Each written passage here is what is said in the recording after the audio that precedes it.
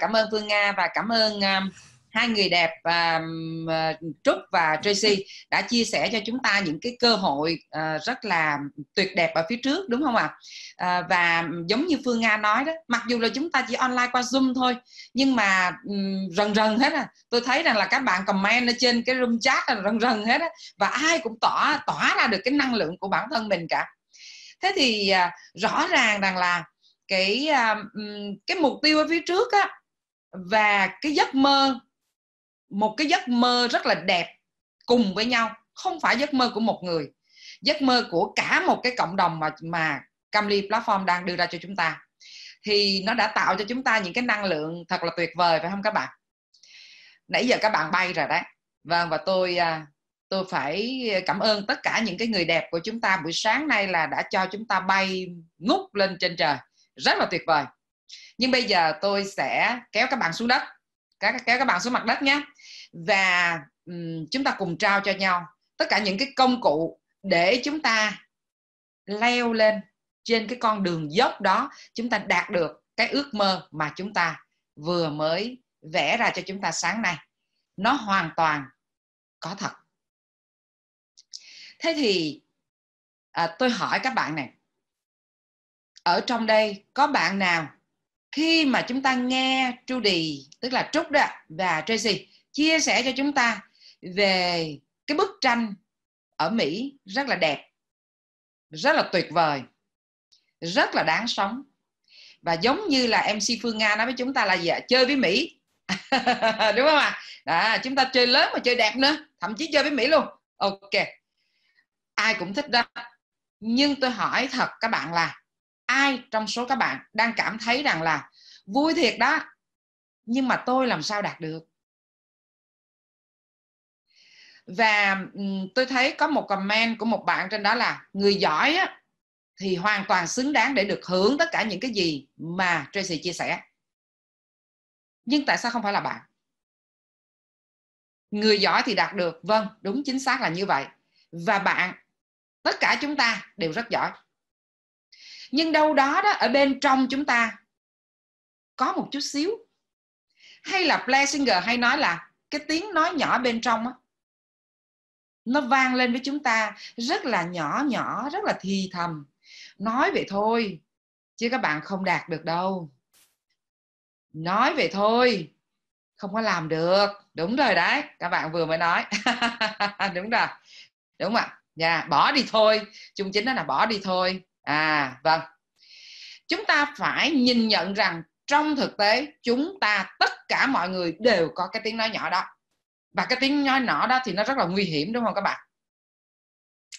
Vâng, và để mà chúng ta chiến thắng được cái tiếng nói nhỏ đó, bởi vì ai trong chúng ta cũng đều hiểu được rằng chính cái tiếng nói nhỏ đó, nó là một cái sợi dây xích rất là nặng và có một cái khóa rất là chặt, nó níu cái chân của chúng ta lại, không cho chúng ta leo lên trên cái dốc để đạt được cái ước mơ mà chúng ta vừa mới nói với nhau sáng nay. Ai cũng thích cùng đi du lịch ở Mỹ, ai cũng thích sở hữu một cái căn nhà ở Mỹ đẹp như vậy.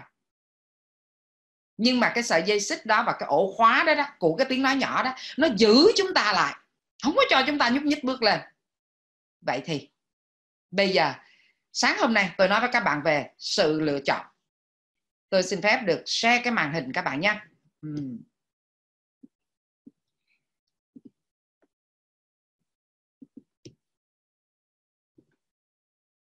Xin lỗi, không phải rồi, tôi share sai nha. Xin các bạn 1 phút thôi, tôi xin share cái màn hình của tôi.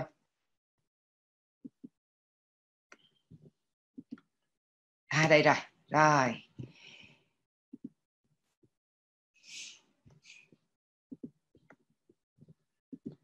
Chúng ta sẽ nói về cái chất lượng cuộc sống. Ai trên cái cõi đời này đều mưu cầu về hạnh phúc.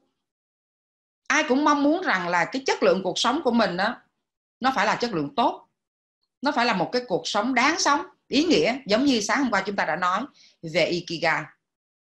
Viên mãn như vậy đó, vừa làm được cái việc mình thích và mình làm giỏi, cho nên mình làm giỏi thì mình được công nhận, đúng không ạ? Ai cũng thích rằng là được khen hết á, vì mình đã đem lại được những cái giá trị, và cái giá trị đó thì xã hội họ cần. Và chính vì vậy mình được tưởng thưởng, mình được trả thưởng bằng cái thu nhập rất là cao. Đó là cái cuộc sống viên mãn. Và đó chính là cái chất lượng cuộc sống. Thế thì cái chất lượng cuộc sống ngày hôm nay tôi nói với các bạn ở trên cái màn hình này, nó gồm có 3 cái yếu tố để nó cấu thành lên một cái chất lượng cuộc sống. Cái chất lượng đầu tiên đó là chất lượng về tài chính. Ở những cái thập niên này, ở cái thế kỷ này, chúng ta khó lòng có thể có được một cái hạnh phúc, một cái túp lều tranh và 2 trái tim vàng. Nó chỉ là trong bài hát thôi. Ở ngoài đời dường như chúng ta không tìm thấy được. Và nếu như ở một túp lều tranh 2 trái tim vàng mà bạn có hạnh phúc, thì cái hạnh phúc đó nó không trọn vẹn và nó rất là ích kỷ. Vì bạn có một cái túp lều tranh thì bạn giúp cho ai đây?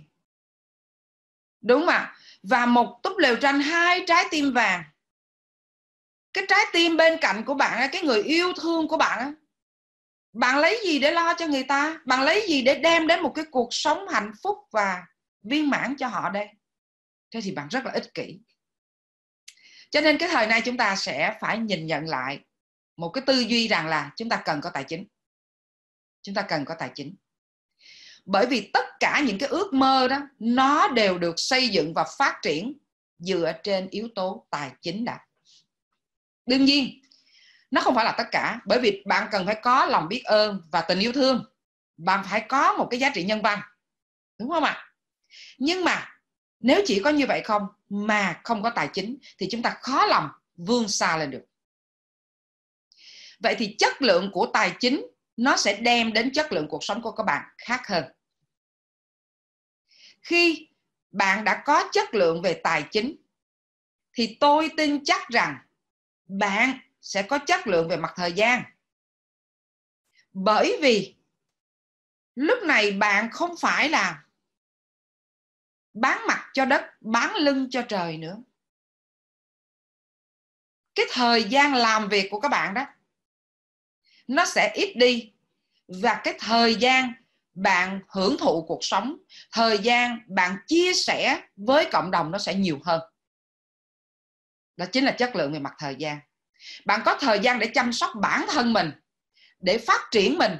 Nếu như ngày hôm nay của tôi cũng bằng cái kiến thức của ngày hôm qua thì có nghĩa là tôi đang tụt hậu. Nếu ngày hôm nay năng lực của tôi hay sự cho đi của tôi cũng bằng ngày hôm qua thì ngày hôm nay tôi đã kém đi rồi. Vậy thì cái chất lượng thời gian để mình chăm sóc bản thân mình học tập và phát triển, và thời gian của mình để chăm sóc những người xung quanh mình, những người gần mình nhất, đó là gia đình, đó là cha mẹ, vợ chồng, con cái, anh chị em, bạn bè, đồng nghiệp, và rồi với cộng đồng. Vậy thì khi chúng ta có tài chính, chắc chắn chúng ta sẽ có thời gian, và thời gian chúng ta sẽ chất lượng. Nếu thời gian của chúng ta dành cho những việc mà tôi vừa mới nói trên thì có phải là bạn sẽ đem đến rất là nhiều giá trị không? Nhiều cái giá trị cho những người khác, phải không ạ?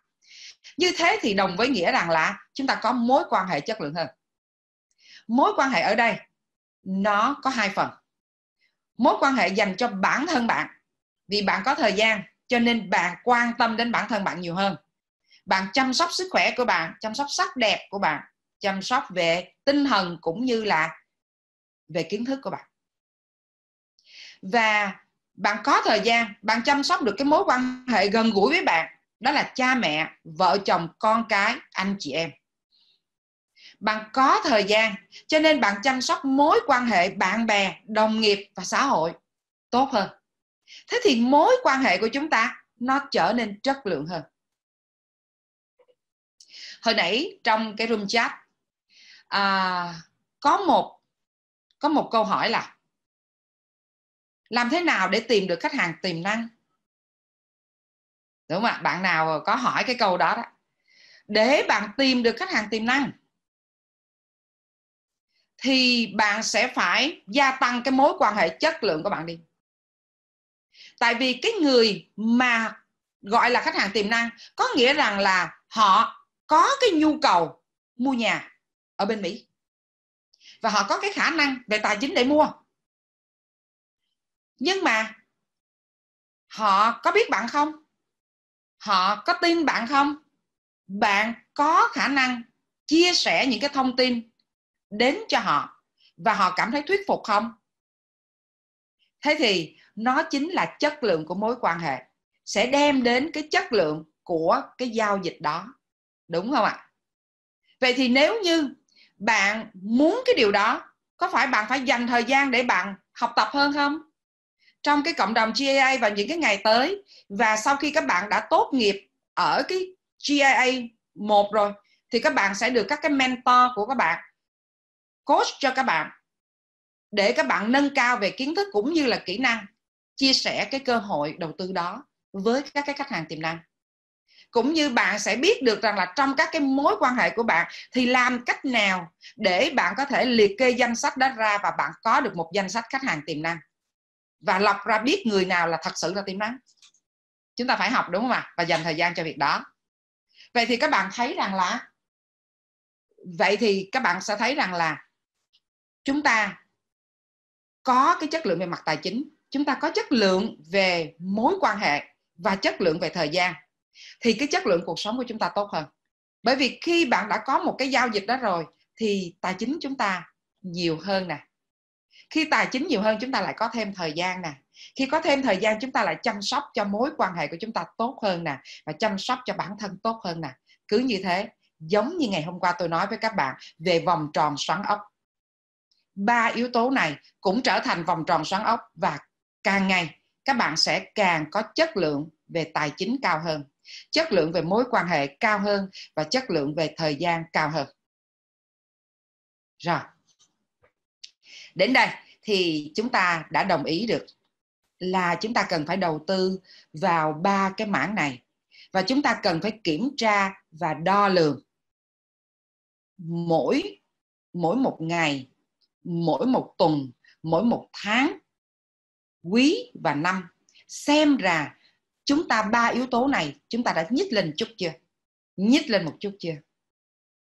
Và khi chúng ta đảm bảo chúng ta kiểm tra và đo lường như thế, thì chúng ta đảm bảo rằng chúng ta đang trên cái hành trình vượt dốc để đi đến cái ước mơ đó.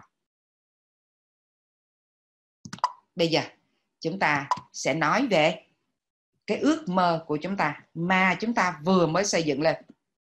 Đây, các bạn thấy cái đích đến của một người xây dựng lên, và hồi nay đó là Trúc và Tracy đã giúp cho chúng ta vẽ lên một cái đích đến mà các bạn đang mong muốn. Ví dụ như tôi thấy bạn Thảo comment là 2020 là bạn có 20 khách hàng, 2020 là bạn sẽ đi qua Mỹ, đúng không ạ? Vậy thì đó chính là cái đích đến của bạn. Nhưng ngoài ra đó, bạn còn phải biết được rằng là bạn đi với ai, và bạn có cái tài chính của bạn là bao nhiêu, cái mối quan hệ khách hàng của bạn có 20 khách hàng đó, đúng không ạ? Và cái thời gian của bạn như thế nào. Thế thì chúng ta dựa trên 3 yếu tố đó, cộng thêm là với cái sự mong muốn của bạn, đích đến chính là cái điều mà bạn mơ ước và bạn mong muốn, thì hãy vẽ cái đích đến này của bạn nó thật sự là chi tiết, thật sự là chi tiết ra. Và chúng ta luôn luôn bắt đầu với cái đích đến cuối cùng mà bạn mong muốn. Bởi vì sao? Bởi vì cái đích đến này nè, nó sẽ là một cái kim chỉ nam để nó kích hoạt bạn, và nó chính là cái động lực để bạn vượt dốc. Ở đây chúng ta thấy rằng nó có 2 cái mũi tên. Một cái mũi tên nằm ngang, mũi tên bằng phẳng đó. Cuộc đời của chúng ta nó không đi trên một con đường thẳng như thế, mà chúng ta cần phải có những cái đích đến để chúng ta vươn tới, và nó đi trên một cái con đường dốc đi lên. Với cái sự vượt dốc này thì chúng ta sẽ có cái chất lượng cuộc sống cao hơn. Giống như cái tam giác hồi nãy mà tôi vừa mới chia sẻ với các bạn đó. Chúng ta càng ngày chúng ta sẽ càng có được thời gian giá trị hơn. Chúng ta càng có mối quan hệ giá trị hơn, tốt hơn. Và thế là chúng ta có về mặt tài chính cao hơn. Từng bước, từng bước chúng ta nhích lên. Tôi cũng có nhìn thấy trong cái phần chia sẻ của các bạn ở trong room chat, đó là chia nhỏ mục tiêu. Đúng rồi, chúng ta chia nhỏ mục tiêu. Nhưng ở đây tôi đang muốn nói với các bạn là sự lựa chọn là quyền năng của con người. Bạn hoàn toàn có thể lựa chọn cái đích đến của bạn, giống như chúng ta vừa nói với nhau về một giấc mơ Mỹ, về những cái ngôi nhà, những cái biệt thự ở Mỹ, về cái cộng đồng, về cái thế giới mà chúng ta có thể gia nhập vào. Đó là sự chọn lựa đúng. Nhưng đương nhiên, đôi khi chúng ta đã có những cái sự chọn lựa mà chúng ta không hề muốn. Đó là những cái tiếng nói nhỏ mà chúng ta vừa mới chia sẻ với nhau. Ồ, không phải tôi đâu. Đúng là nó tuyệt vời thật đó, nhưng không phải tôi. Đó chính là một sự lựa chọn. Tôi không làm được đâu, bỏ cuộc thôi, cũng là một sự lựa chọn. Vậy thì bạn cần phải lựa chọn đúng để bạn đi đến một cái ước mơ cao hơn.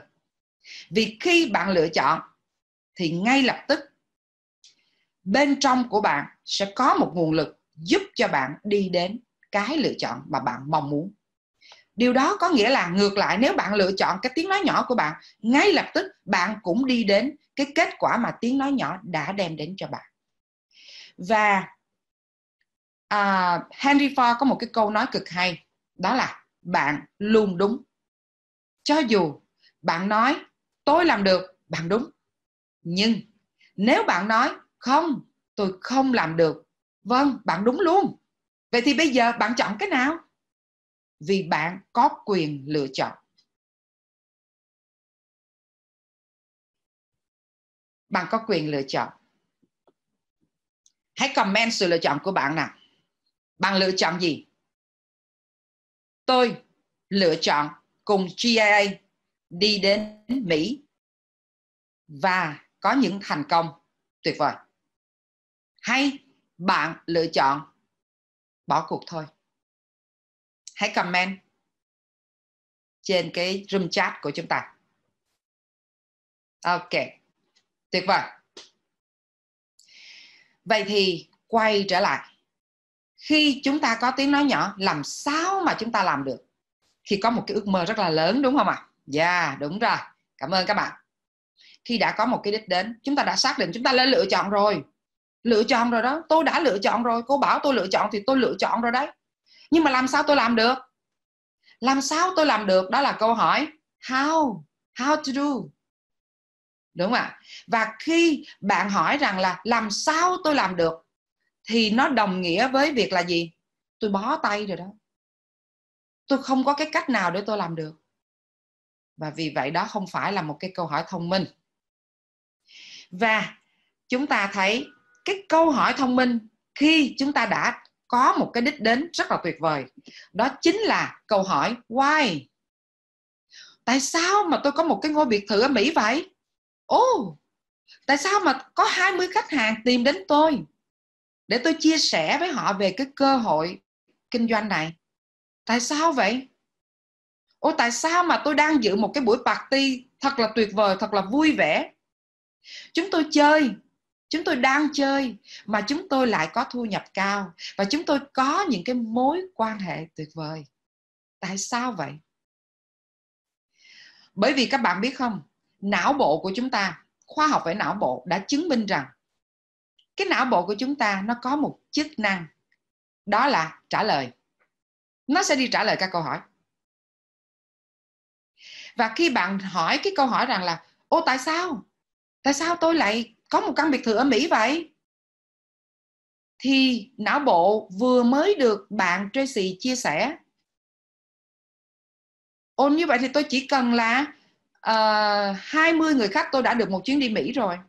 Và tôi tích góp, tôi tiếp tục làm, trong vòng bao nhiêu năm nữa tôi sẽ có một cái căn biệt thự đấy, ở Mỹ đấy. Não sẽ trả lời. Vì đó là chức năng của não. Và não sẽ trả lời theo cái câu hỏi của bạn. Các bạn biết rằng là đôi khi chúng ta được những cái câu trả lời bởi ý thức, nhưng rất nhiều lúc chúng ta được cái câu trả lời bởi vô thức. bởi tiềm thức. Do là cái vô thức hay tiềm thức của chúng ta không được một sự phân tích. Nó không hề biết phân tích, cho nên nó không hề biết rằng đúng hay là sai, mà nó chỉ trả lời theo những cái gì mà nó biết.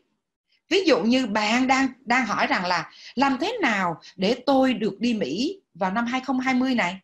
Làm thế nào để tôi có được một cái căn biệt thự ở Mỹ đây? Và với cái biết của nó là do Tracy vừa mới chia sẻ với chúng ta, thì não bộ của chúng ta sẽ trả lời là để đó, đầu tiên chúng ta cần phải có 20 khách hàng. Vậy thì để có 20 khách hàng, tại sao chúng ta lại phải có tại sao chúng ta có được 20 khách hàng? Cái câu hỏi nhé, tại sao chúng ta có được 20 khách hàng? Có được 20 khách hàng thì bạn sẽ làm như thế này. Não bộ sẽ tự đi tìm câu trả lời. Nếu bạn chưa biết câu trả lời, hãy để não bộ bạn tự đi tìm câu trả lời.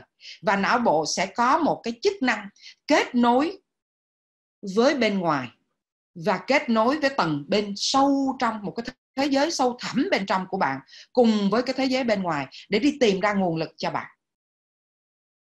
Chúng ta sẽ đi tiếp qua đến cái chất lượng của câu hỏi.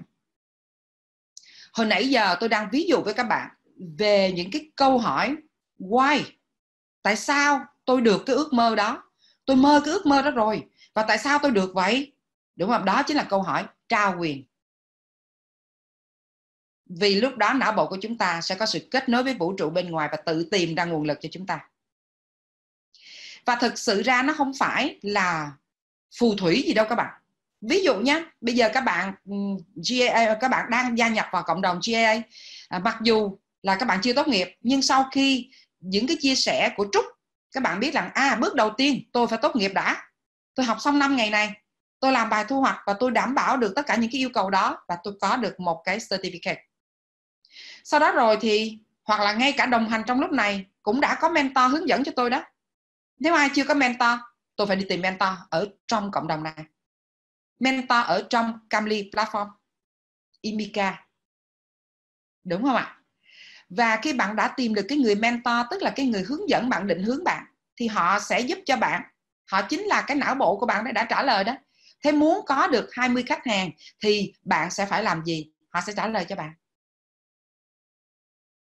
Và rồi bạn sẽ từng bước làm theo điều đó. Và khi có câu hỏi trao quyền thì bạn thấy rằng là cái năng lượng để trả lời nó là một cái năng lượng dương, năng lượng rất là tích cực. Vì khi bạn tự hỏi mình, tại sao tôi lại có một căn biệt thự ở Mỹ vậy? Cảm xúc bên trong của bạn rất là bay bổng. Nhưng ngược lại nhé, bạn lại hỏi là làm thế nào mà tôi tìm được một cái căn biệt thự đấy? Làm thế nào mà tôi đủ tiền để tôi mua một cái căn biệt thự đấy? Thì đó chính là câu hỏi tước quyền. Bởi vì bạn hãy cảm nhận xem cái câu hỏi thứ hai đó, nó đã bao gồm câu trả lời như thế nào. Luôn luôn trong những câu hỏi là những câu trả lời tiếp theo. Vậy thì nếu như cái câu hỏi của mình là làm thế nào để tôi đủ tiền, có nghĩa là câu trả lời là bạn không bao giờ đủ tiền đâu, bỏ cuộc đi, điên à, đúng không ạ? Vậy thì khi chúng ta đã biết được rằng câu hỏi tước quyền nó làm cho chúng ta hết pin, giống như cái chiếc điện thoại của bạn vậy. Vậy thì bạn sẽ chọn lựa câu hỏi trao quyền để bạn có đầy pin, đủ cái năng lượng để làm việc, đủ cái năng lượng để chinh phục mục tiêu của mình, hay bạn chọn câu hỏi tước quyền? Hãy comment trên room chat của bạn nào. Yes.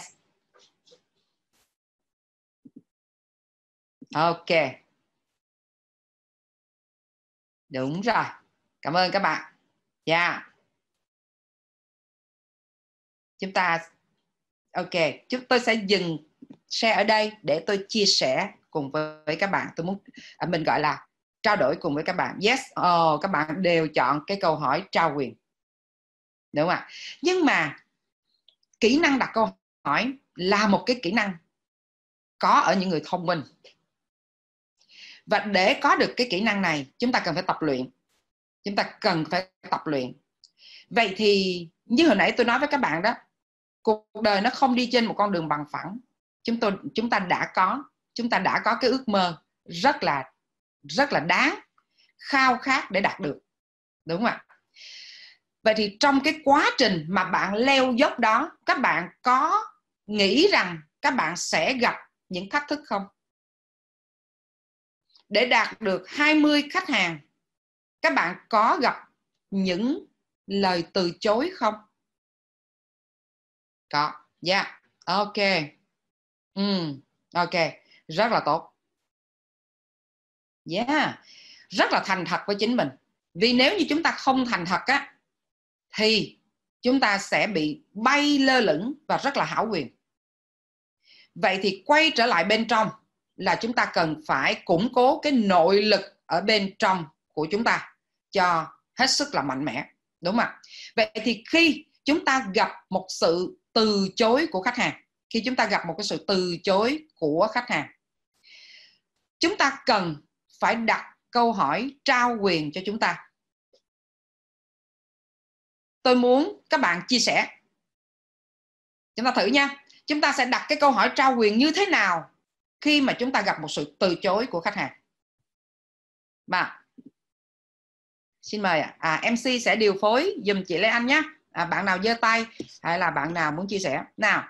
Yes, các bạn có muốn thành công không? Muốn đạt được 20 khách hàng không? Ai cũng muốn, đúng không ạ? Nhưng chắc chắn chúng ta sẽ gặp được những cái câu từ chối của khách hàng. Yeah, ok. Vậy thì bạn hãy thử đặt cho mình một cái câu hỏi trao quyền, bởi vì não bộ của các bạn sẽ có chức năng trả lời câu hỏi đó để cho bạn vượt dốc. Nào, xin ai thử ạ? Các bạn hãy chia sẻ cùng ạ. Ai giơ tay nào? Đây là cơ hội rất là tốt để chúng ta có thể trực tiếp được chuyên gia cô Lê Anh hướng dẫn các anh chị. Dạ, cảm ơn. Ở đây nè, có bạn Phan Thủy Tiên nè. Tại sao họ lại quan tâm đến vấn đề tôi đang thực hiện? Dạ, ok, một câu hỏi trao quyền. Tại sao họ lại quan tâm đến vấn đề tôi đang thực hiện? Thay vì cái chữ họ đó nó quá chung chung, họ nó nhiều người lắm, đúng không ạ? Vậy thì cái người từ chối bạn họ tên gì á? Bạn nhét cái tên nó vào chữ họ. Tại sao cái anh A đó lại quan tâm đến vấn đề tôi đang thực hiện? Thêm một tí nữa nha, để cho nó trao quyền hơn nè. Cái chữ quan tâm, đúng không ạ? Nó chưa đủ nóng. Bây giờ thay đổi chữ quan tâm bằng chữ gì? Và cái vấn đề tôi đang thực hiện nó chưa đủ cụ thể, đúng không ạ? Ví dụ như là dự án Livestone gì đó, đúng không ạ? Tại sao anh A đó lại khao khát được đầu tư vào dự án Livestone? Tại sao tôi lại đem được cái giá trị cho anh A? Tại sao anh A lại ký hợp đồng với tôi? Yes, ok, rất là tuyệt, đúng rồi. Đúng rồi. Phạm Hồng Lợi, bạn đang đặt câu hỏi không phải why, khách hàng đang cần điều gì, đúng không? Thì mình sẽ bối rối, bởi vì mình đang bối rối nè. Mình đang bối rối không biết khách hàng cần điều gì. Còn nếu tôi biết rồi, tôi nói rồi thì là khách hàng đụng vô là tử vì cảm xúc rồi, khách hàng chịu liền, đúng không? Nhưng cái mình bối rối mình đừng có đặt câu hỏi, vì mình đang biết là mình bối rối, đúng không ạ? Cho nên mình chỉ đặt cái câu hỏi cho cái mục tiêu thôi. Cái chữ why đó là áp dụng cho mục tiêu, đúng không ạ? Ở đây Thảo này, tại sao chị Thu lại mong muốn và nỗ lực có đủ tài chính là khách hàng của tôi? Hay quá Thảo ơi. Nhưng bây giờ nó sẽ tuyệt vời hơn nếu như mà bỏ cái chữ nỗ lực đi, thay cái chữ nỗ lực đủ tài chính đó bằng cái từ nào đó, đúng không Thảo nha? Thảo sẽ thay từ nha. Đúng rồi. Tại sao anh A sử dụng dịch vụ EB5 của tôi? Đó cũng là một cái, đúng không ạ? Vậy thì ở đây là các bạn thấy cái quyền năng của ngôn từ nó rất là mạnh. Do đó các bạn cụ thể hơn và đưa cái ngôn từ mạnh mẽ vào. Thay vì hỏi rằng là tại sao anh A sử dụng dịch vụ EB5 của tôi, thì các bạn có thể thay cái từ sử dụng dịch vụ bằng cái gì đó mà nó chủ động từ phía anh A. giống như hồi nãy tôi có gợi ý á, cho bạn Thảo đó, là tại sao anh A lại nôn nóng gặp tôi để được tư vấn về EB5. Tại sao cái chương trình EB5 lại là một cứu cánh cho gia đình anh ấy, và tôi lại là cái người giúp anh ấy giải quyết được vấn đề này. Đó cái cách mà chúng ta dùng cái ngôn từ đó các bạn, nó sẽ thúc đẩy mạnh. Và thế thì lúc này não bộ đó tự động sẽ đi tìm cái câu hỏi, tự động sẽ đi trả lời câu hỏi là ủa tại sao cái chương trình EB5 là cứu cánh của gia đình anh ta. Não tự động trả lời nhé, đừng có lo nha. Đó rồi, tại sao tôi lại giúp nhỉ? Tại sao chỉ có tôi mới giúp được anh ấy nhỉ? Tại sao anh ấy suốt ngày cứ đi tìm tôi? Bởi vì chỉ có tôi mới có thể giúp được anh ấy thôi. Và với cái cách này đó, năng lượng các bạn cao hơn. Và các bạn biết không, trong cái kỹ năng thuyết phục, kỹ năng bán hàng, đó là bài toán của năng lượng. Năng lượng ai cao hơn thì sẽ thuyết phục được người kia. Và chị Cam Ly của chúng ta là người quá trời tràn đầy năng lượng. Cho nên đó là lý do tại sao mà Tracy nói rằng là học cái cách thương lượng của chị Cam Ly.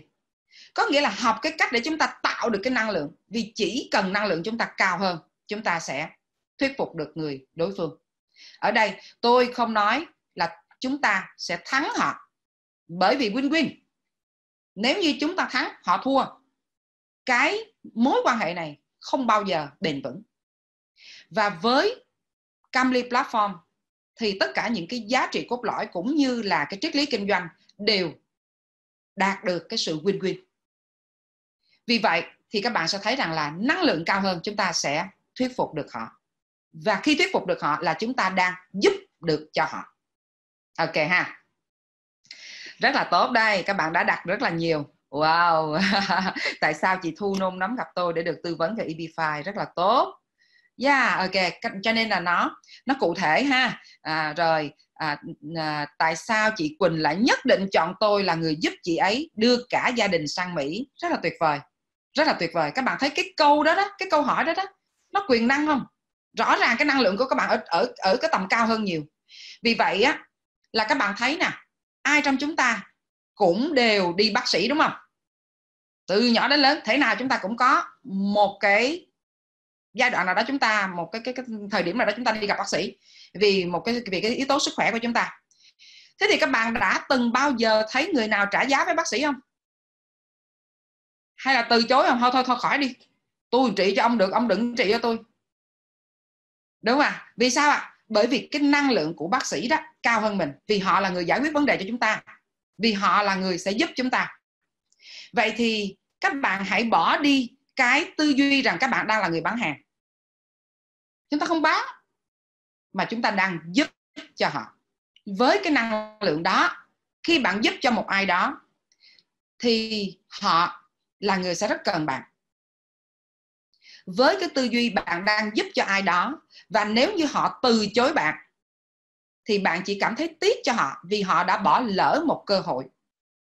Chứ không phải là do bạn quá dở, không phải là do bạn là người bán hàng và người đó nhìn bạn với một cái ánh mắt đi xuống, tức là bạn là người thấp kém hơn. Không phải như vậy. Bạn đang là người giúp cho họ giải quyết cái vấn đề nào đó của họ.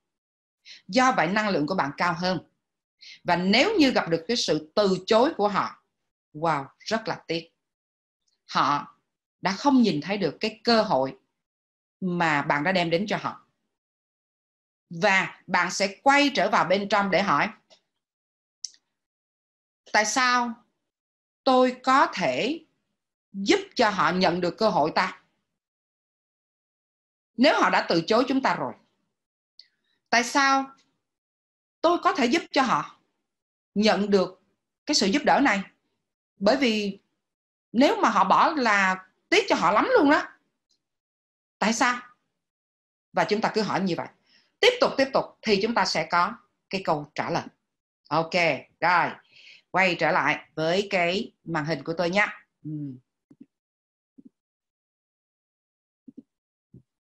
Yeah, ok.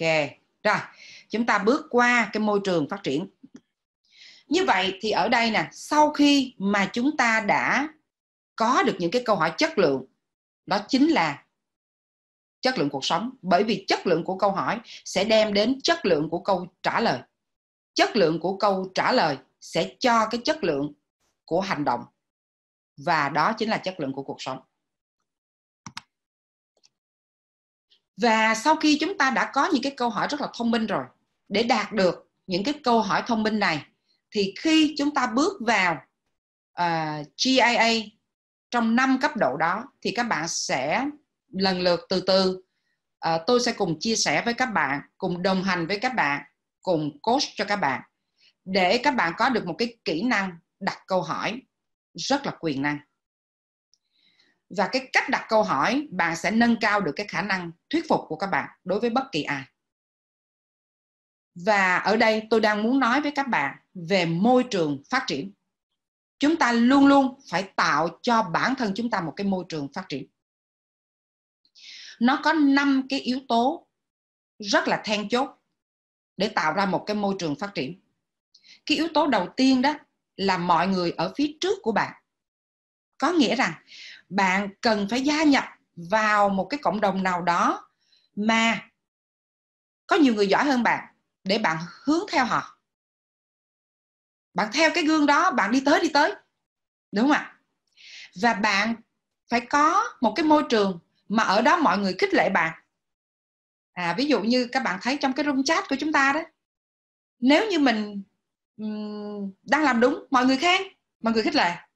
Nếu như mình cái câu của mình nó chưa có phải là hoàn hảo, thì mọi người cũng khích lệ bạn, và rồi á, là giúp cho bạn điều chỉnh lại. Chứ còn không có phán xét bạn, cũng không có chê bai trù dập bạn. Vậy thì các bạn thấy rằng chúng ta hãy chọn một cái môi trường mà ở đó mọi người sẽ khích lệ bạn. Thì đó chính là một cái yếu tố để mà chúng ta phát triển tốt. Tiếp theo, bạn phải ở ngoài vùng an toàn của mình. Cho nên mentor của các bạn đấy, khi hỗ trợ các bạn, sau khi các bạn đã học được 5 ngày rồi, các bạn đã có những cái kiến thức nền tảng rồi, và mentor của các bạn lại tiếp tục hỗ trợ các bạn. Bây giờ đến phần là các bạn sẽ phải hành động. Và mentor sẽ hướng dẫn các bạn. Nhưng nếu như các bạn không hành động, các bạn nói không, tôi không quen. Tôi không quen đi gặp người mới, tôi không quen đi chia sẻ cho ai cả. Thì bạn lại nằm ở trong cái vùng an toàn của mình. Bạn không có nới ra khỏi cái vùng an toàn. Cho nên bạn sẽ không gặp được cái khách hàng tiềm năng. Có nghĩa rằng bạn học rồi thì bạn phải hành. Học luôn đi đôi với hành. Những cái lần đầu khi chúng ta làm cái việc mới mà chúng ta chưa từng làm, nó không có quen và gần như là nó không có thoải mái. Nhưng chính vì nó không thoải mái và chúng ta biết rằng là nó tốt và nó hướng đến cái mục tiêu của chúng ta, thì hãy cứ làm. Từ cái không thoải mái đó, nó sẽ tiến dần là đỡ hơn chút, rồi nó tiến thêm bước là thoải mái hơn, và nó tiến thêm bước là tôi nghiện rồi đó nha, tôi yêu cái này rồi đó nha.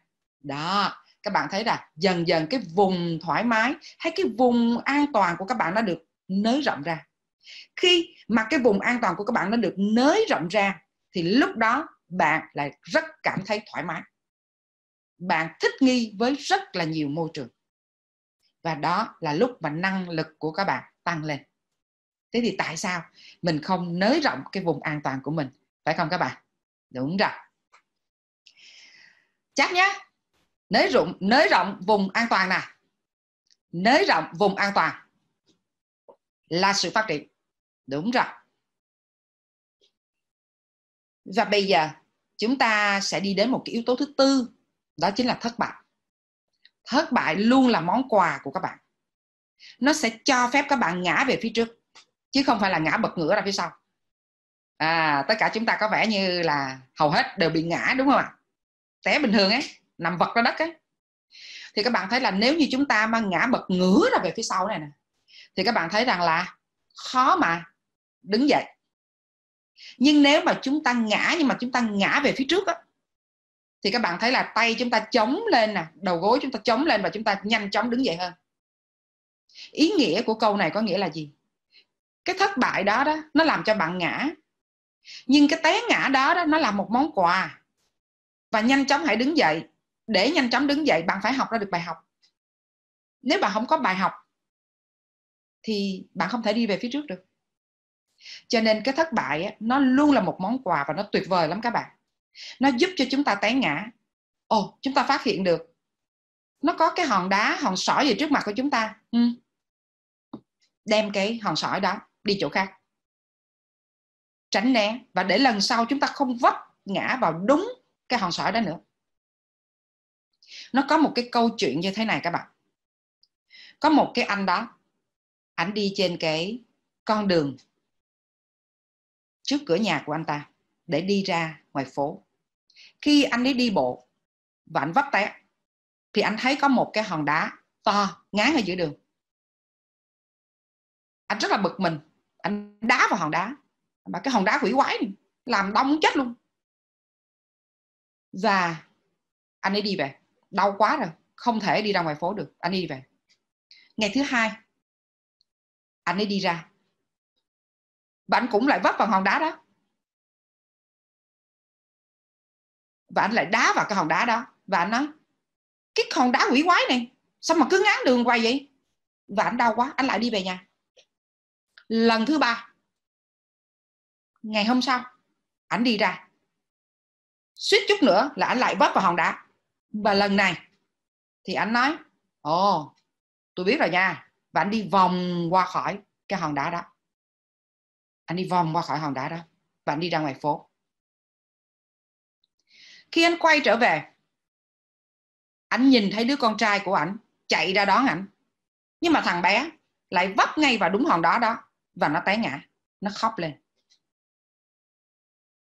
Lần này anh đã ôm cái hòn đá đó và dời cái hòn đá đó vào một cái gốc cây.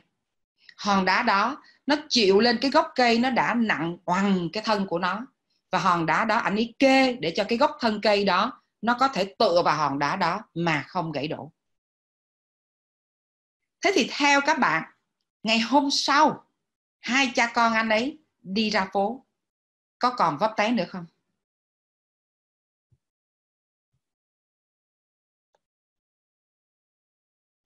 Đúng rồi, chắc chắn hai cha con sẽ không vấp té nữa, đúng không ạ? Vậy thì cái câu chuyện này đó là của John Maxwell. Và ông ta dạy cho chúng ta bài gì? Ông ta dạy cho chúng ta cái bài học đó là cái lỗi nào đó, cái sự thất bại nào mà chúng ta đã vấp phải thì chúng ta phải học được và chúng ta hành động khác đi.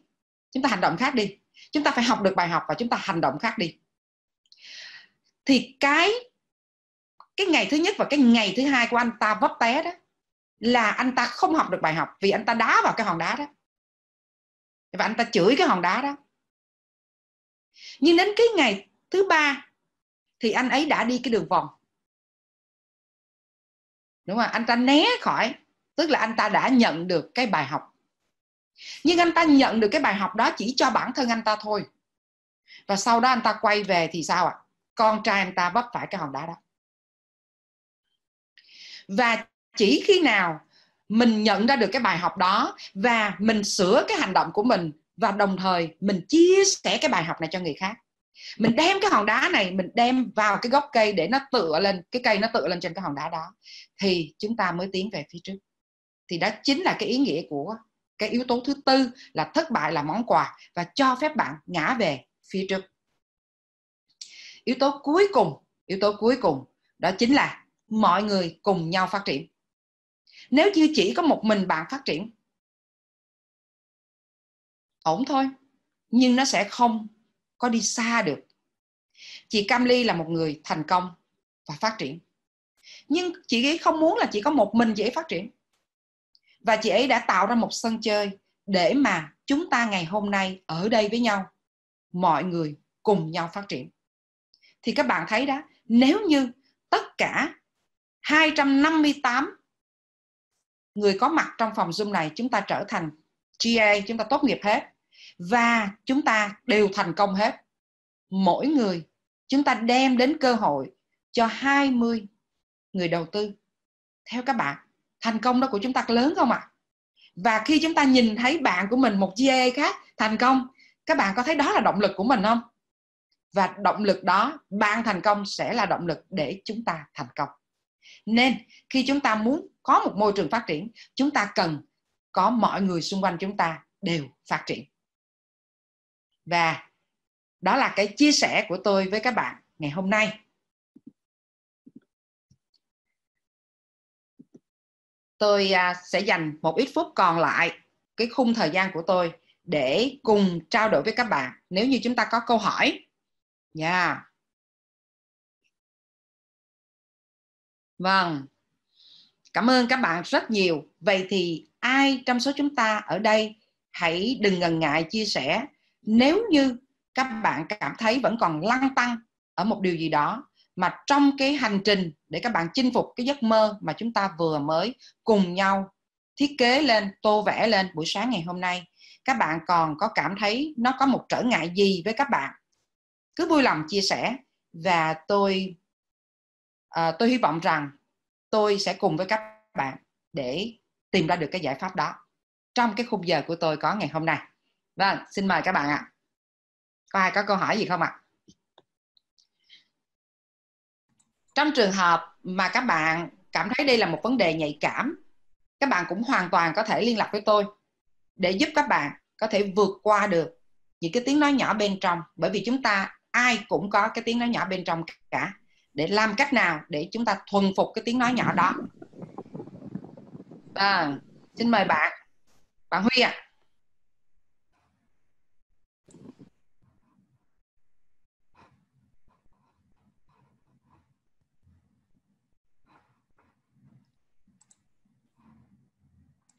Bạn chia sẻ đi ạ.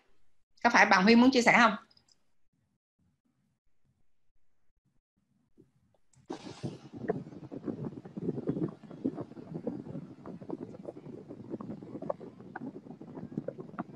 Xin mời anh.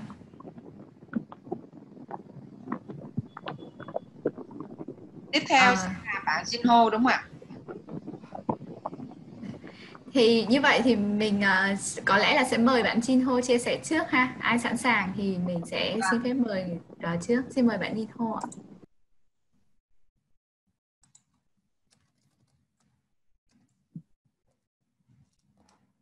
Rồi, Nga đã mở mic cho bạn Jinho đấy ạ. Xin mời bạn Jinho ạ. Xin chào mọi người, chào chị Cam Ly và chào cô. Rất là may mắn khi em biết được nhóm của mình ở đây và em được học rất là nhiều cái bài học rất là hay.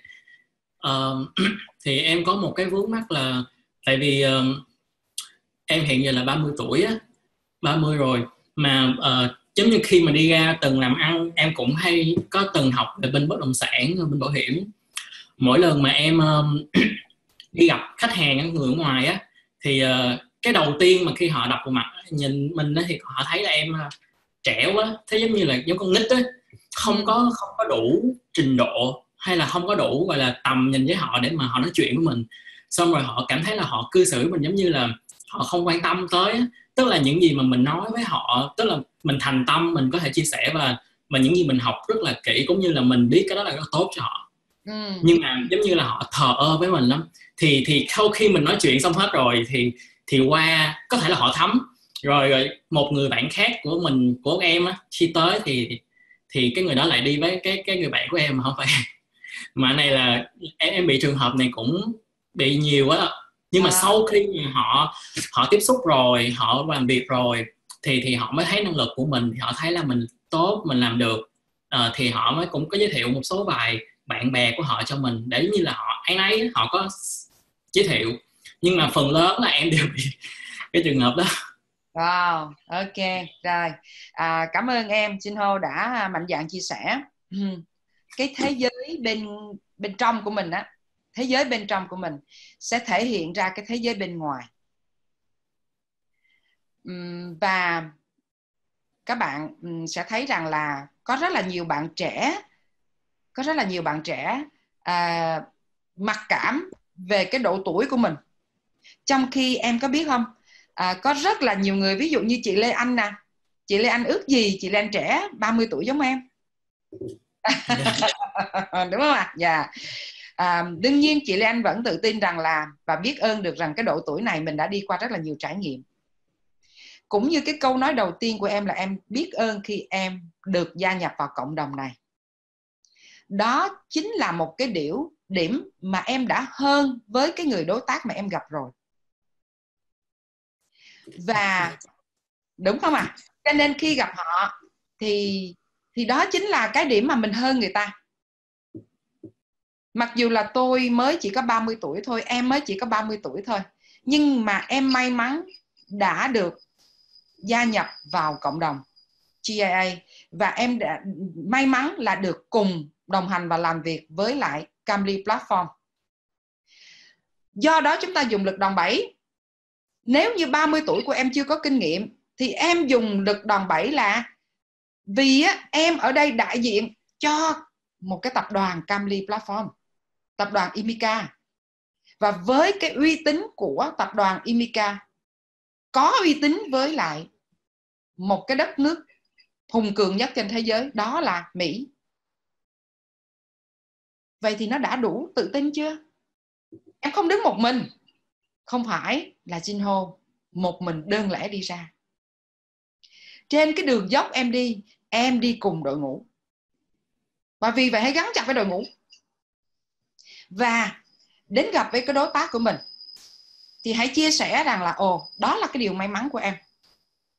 Và hôm nay với tất cả những cái mà Imica, Cambly Platform đã có danh tiếng ở trên toàn cầu như thế, em muốn chia sẻ với anh chị về cái cơ hội này. Vì sao em chia sẻ cái cơ hội này với anh chị? Bởi vì em tin chắc rằng khi em giúp cho ai đó nhận được cái điều lợi ích gì, nhận được cái điều mà họ mong muốn, thì em sẽ đạt được còn hơn cả những gì em mong muốn. Em còn nhớ cái câu chia sẻ của chị Trúc không? Đó, đúng không ạ? Và khi đó em chia sẻ với người ta về cái lý do why, tại sao tôi chia sẻ với anh cơ hội này. Đúng không ạ? Tại sao tôi chia sẻ cơ hội này? Bởi vì cái cơ hội này nó đem đến rất nhiều giá trị cho những người đầu tư. Và tôi tin rằng với cái triết lý gieo hạt, khi tôi cho đi là tôi phải cho cái điều tốt, thì tôi sẽ nhận về nhiều cái điều tốt hơn nữa. Đó là cái why. Đừng nói cái what vội. Cái what của em đó chính là dự án đầu tư. Nhưng cái why, đó là cái đam mê của em. Tại sao em phải làm điều đó chứ, mà em không làm cái điều khác? Câu hỏi why sẽ luôn đem đến cái năng lượng. Và em thấy nó giống như là Apple. Trong khi tất cả Apple ra đời sau, đúng không ạ? Nhưng mà sau với các cái dòng điện thoại khác, như Apple ra đời sau, nhưng Apple thuyết phục khách hàng bởi cách là tại sao chúng tôi làm như vậy. Chứ họ không nói rằng là tôi có cái này nha, tôi có cái kia nha, tôi có cái nọ nha, nền công nghệ của tôi là thế này nha. Họ không khởi đầu như vậy. Họ khởi đầu bằng cái why. Tại sao tôi làm điều đó? Bởi vì tôi làm điều đó nè, nó đem đến cái giá trị bao nhiêu nữa cho bạn và cho cộng đồng này, cho thế giới này. Khi em nói bằng niềm đam mê, năng lượng của em sẽ vút tăng lên. Nhưng nếu em nói về how hay là what thì năng lượng của em sẽ thấp hơn. Và như nãy chị chia sẻ, thương lượng, kỹ năng thương lượng, đó là bài toán về năng lượng. Hãy nói về cái đam mê của em, hãy nói về cái giá trị mà em đem đến cho họ. Tại sao phải là cái điều đó? Ok ha em? Dạ. Rồi, vậy thì cái câu trả lời như vậy nó đã giải quyết được cho em về cái việc mà em còn trẻ tuổi không? Jinho thấy ok. Rồi, tiếp tục em ha. Nó không dừng ở đây. Em tham gia với cộng đồng và tham gia với mentor của em thì các mentor sẽ hỗ trợ cho em được rất nhiều. Cảm ơn cô. Bạn có một cái câu hỏi mà chị đọc được ở đây là bạn Trung Chính á, làm sao biết đó là điều tốt đó chị Lê Anh? Là sao? Bạn có thể hỏi rõ không? Mà câu này có vẻ hay đó. Nga có mở mic cho bạn Trung Chính đó. Xin mời bạn. Xin mời bạn Trung Chính. Cái đó có vẻ hay đấy. Bạn nói rõ ra cho mình hiểu được ý của bạn thêm nào. Biết là bạn Trung Chính. Dạ, xin mời anh ạ. Dạ. Thực ra thì em thấy ở đây thì mình muốn điều tốt. Mình muốn điều tốt, nhưng làm sao để biết đó là điều tốt? Dạ. Khi mình gieo hạt, em ở trong bên gieo hạt thì em cũng có hiểu. Chào bạn Phượng nhé, bạn Phượng em có nhìn thấy bạn Phượng. Mình gieo hạt tốt, nhưng làm sao biết đó là tốt? Ok. Làm sao để mình cảm nhận được? Mình đâu biết đâu. Hay quá.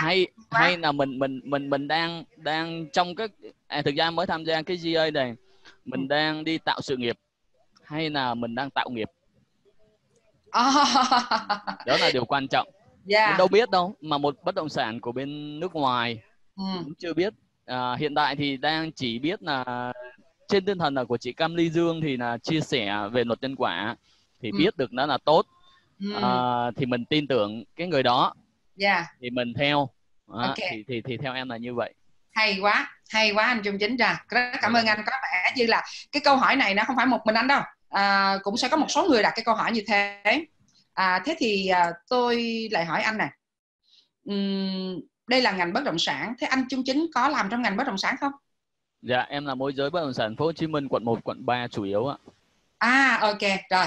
Vậy thì là anh đã làm trong ngành này rồi. Vậy thì anh đã từng có những cái giao dịch mà anh đem đến giá trị cho khách hàng của anh chưa? Dạ, có rồi ạ. Đúng không ạ? Dạ. Chắc chắn có đúng không ạ? Dạ, nhưng mà đó là em nhìn thấy và em thẩm định được. Ok, đó là anh làm thế nào để anh thẩm định được?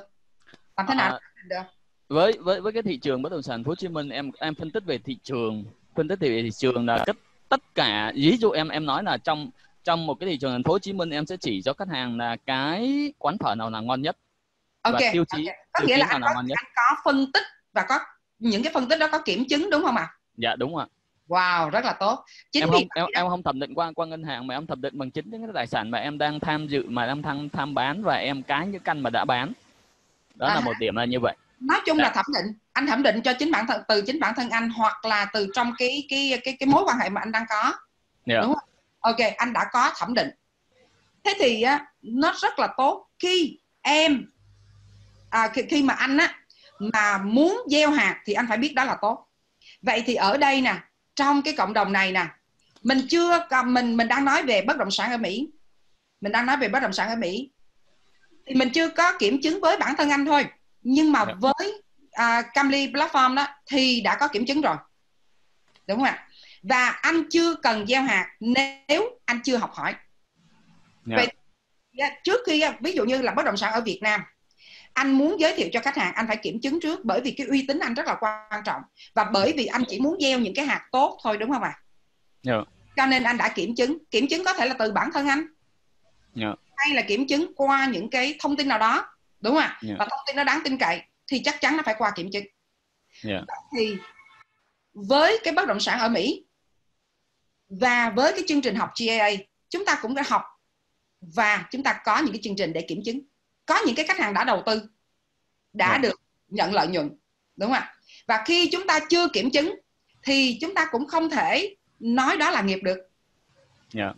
Đúng không ạ? Ok, đó. Và rất là hay khi anh đã rất cân nhắc và rất là cẩn thận.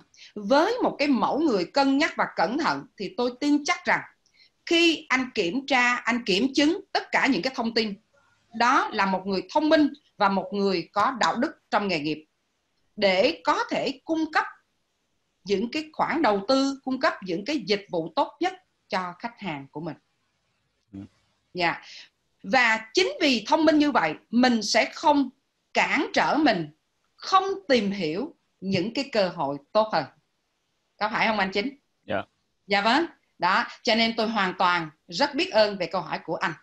Và hy vọng rằng anh cùng với tất cả những người ở đây, chúng ta sẽ cùng tìm hiểu về tất cả những cái dự án bất động sản ở Mỹ mà Camly Platform chia sẻ cho chúng ta, đúng không ạ?